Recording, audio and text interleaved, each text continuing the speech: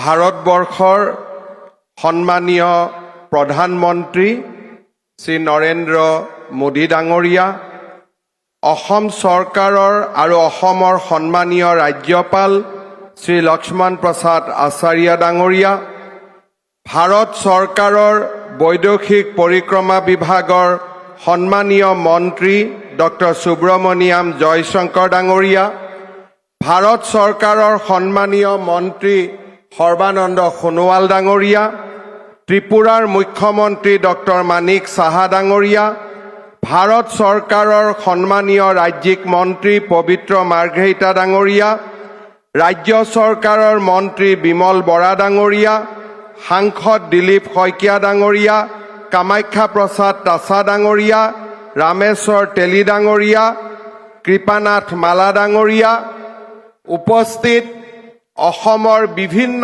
চাহ বাগিচা আৰু বস্তি অঞ্চলৰ পৰা অহা সন্মানীয় ৰাইজ, উপস্থিত সুধীবৃন্দ, আই মাতৃসকল আৰু ঝুমুৰ নৃত্যত অংশ ল'বলৈ অহা কলা কুশলী আৰু শিল্পীসকল, মই সকলোকে এই মহামঞ্চলৈ आदरणि जनाइछु।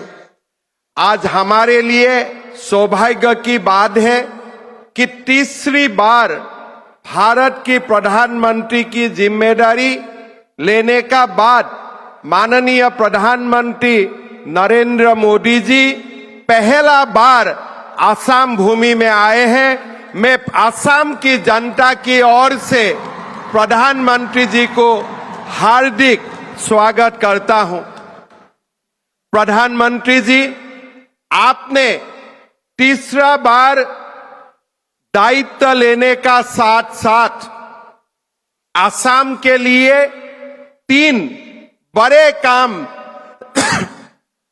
आपने किए। पहले हमारे सराइदेव मैदान को आपने आपका अथक प्रयास के कारण यूनेस्को ने हमारे सराइदेव मैदान को वर्ल्ड हेरिटेज का स्वीकृति दिए। मैं आसाम वासियों का ओर से आपको धन्यवाद देता हूं। प्रधानमंत्री जी, आसामिया भाषा, অসমীয়া ভাষা আমার ভাষা জননী, চির স্নেही मोर भाषा जननी। অসমীয়া भाषा को आपने क्लासिकल लैंग्वेज का स्वीकृति देने का काम किया।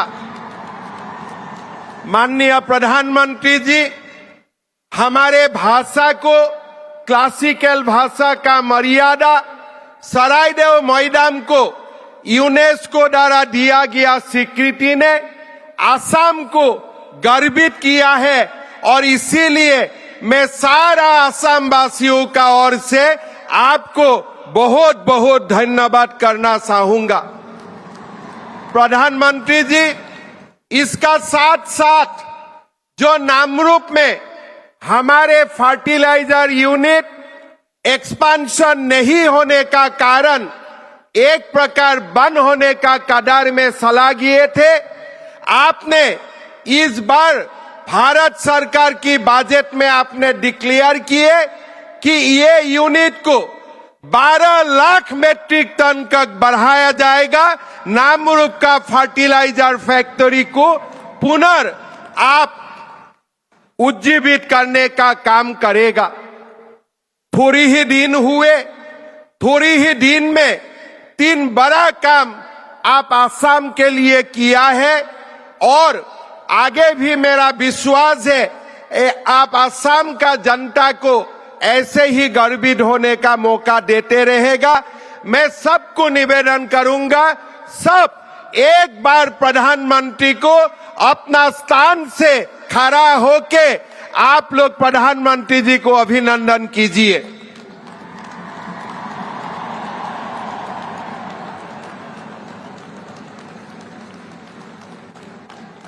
प्रधानमंत्री जी को आप लोग दोबारा एक बार अभिनंदन कीजिए पूरा हाथ ताली से।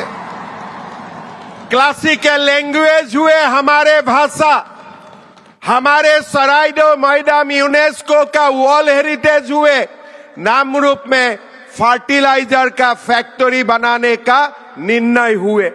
प्रधानमंत्री जी, मैं आपको हमारे कृतज्ञ असम वासियों का ओर से बहुत बहुत धन्यवाद और अभिनंदन करना चाहूंगा।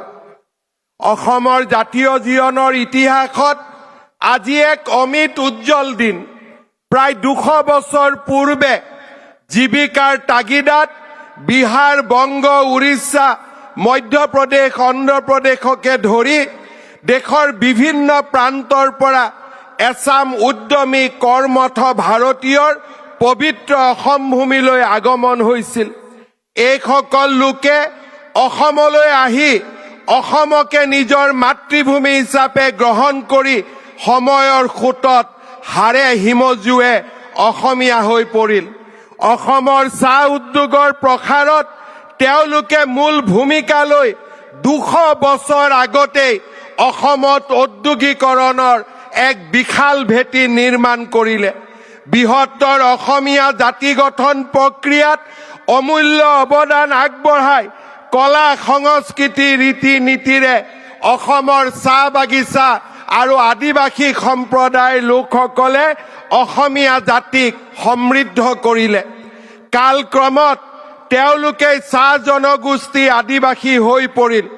অসমৰ চাহ উদ্যোগৰ 200 বছৰীয়া গৌৰৱময় ইতিহাসৰ সোঁৱৰণ আৰু জনগোষ্ঠীটোৰ প্ৰতি শ্ৰদ্ধা নিবেদন কৰি তাৰ আন্তৰিক প্ৰয়াস হিচাপে আজি আমি এই পবিত্ৰ স্থানত 8,800ৰো অধিক যুৱক যুৱতীৰ দ্বাৰা অসমৰ চাহ জনগোষ্ঠী লোকৰ হৃদয়ৰ স্পন্দন জুমুৰক প্ৰদৰ্শন কৰিবলৈ আগবাঢ়িছো। শ্ৰদ্ধাৰ ৰাইজ, আজি আমি গৌৰৱেৰে সৈতে মনত পেলাম যে অসমৰ সংস্কৃতি আৰু অসমৰ কলা কৃষ্টিলৈ আমাৰ চাহ বাগিচা আৰু আদিবাসী লোকৰ সমৃদ্ধ বৰঙণি। আসাম মৰলে হামৰাও মৰব কোনো ভুল নাই ৰে, জীবনে মৰণে আসাম হামৰা সোণাৰ আসাম দেশ ৰে। এয়া অসমৰ চাহ বাগিচাৰ জনগোষ্ঠীৰ লোকৰ হৃদয়ৰ স্পন্দন।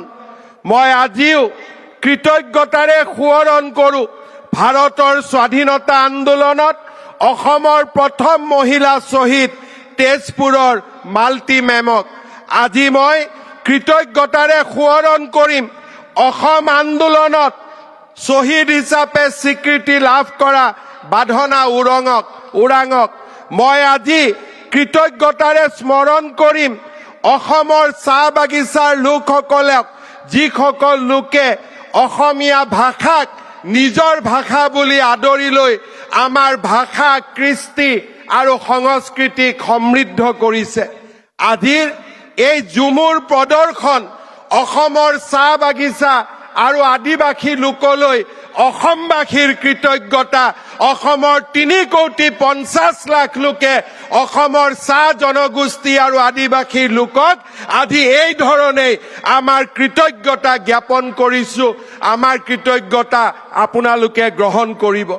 শ্ৰদ্ধা ৰাইজ, এই পবিত্ৰ মঞ্চত আমি আপোনালোকক আকৌ এবাৰ ঘোষণা কৰিব খুজিছো, চৰকাৰী চাকৰিত 3য় আৰু 4ৰ্থ শ্ৰেণীৰ বাবে 3% সংৰক্ষণ, অসমৰ চাহ বাগিচাত হাইস্কুলৰ নিৰ্মাণ, 300তকৈও অধিক আয়ুষ্মান আৰোগ্য মন্দিৰৰ নিৰ্মাণৰ পিছত আমি আজি আপোনালোকক প্ৰতিশ্ৰুতি দিছো যে সময়ৰ লগত আপোনালোকৰ লগত আমি একেলগে কাম কৰি অসমৰ চাহ বাগিচাৰ লাইনত বাস কৰা প্ৰতিগৰাকী চাহ শ্ৰমিকক সেই মাটিৰ অধিকাৰ আমি প্ৰদান কৰিম।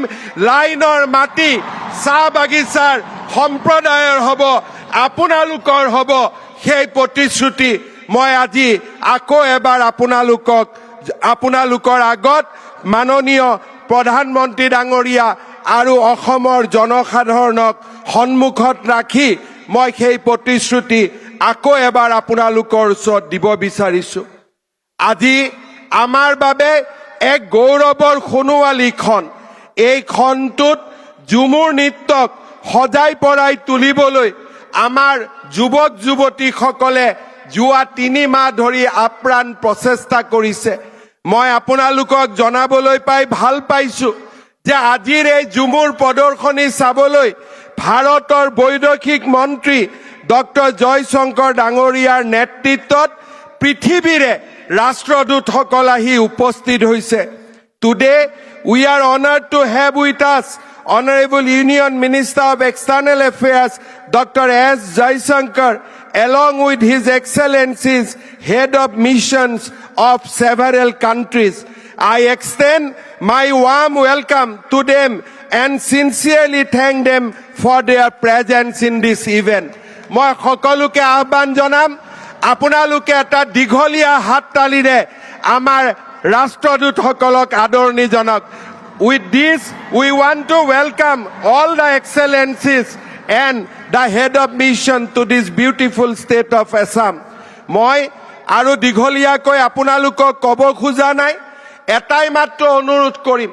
বহুতে কয় যে ঝুমুৰ নৃত্য ঝাৰখণ্ডৰ পৰা আহিছে, ঝুমুৰ নৃত্য ছত্তীশগড়ৰ পৰা আহিছে। নহয়, এই ঝুমুৰ নৃত্যত অসমৰ চাহ বাগিচাৰ সন্তানসকলে কৰা, তেওঁলোকে অসমৰ ভূমিলৈ কৰা অৱদানৰ সুন্দৰ বৰ্ণনা ইয়াত নিহিত হৈ আছে। চাহ শ্ৰমিকসকলে কেনেকৈ অসম মাতৃক নিজৰ ৰাজ্য হিচাপে আদৰণি লৈছে তাৰ বৰ্ণনা এই ঝুমুৰ নৃত্যত সমাহিত হৈ আছে। এই ঝুমুৰ অসমীয়া সংস্কৃতিৰ এক উৎকৃষ্টতম উপাদান আৰু এই ঝুমুৰক লৈ অকল চাহ বাগিচা আদিবাসী নহয়, প্ৰতিগৰাকী অসমীয়াই গৌৰৱ অনুভৱ কৰিব, তাক মই দ্বিধাহীনভাৱে ক'ব পাৰোঁ। পুনৰ এবাৰ মই আপোনালোকক এই সুন্দৰ মঞ্চলৈ স্বাগতম জনাইছোঁ। मैं दोबारा एक बार भारत का माननीय प्रधानमंत्री नरेंद्र मोदी जी को मैं स्वागत करता हूं। मेरा विश्वास है आज मोदी जी ने यहाँ उपस्थित होके हमारे चाह बागान की और आदिवासी लोगों का जो श्रम है, जो परिश्रम है, ये सारे को एक स्वीकृति देने का काम किए हैं।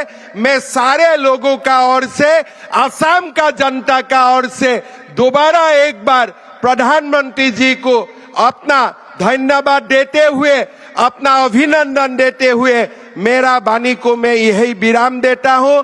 धन्यवाद। जय हिंद, वंदे मातरम, जय असम।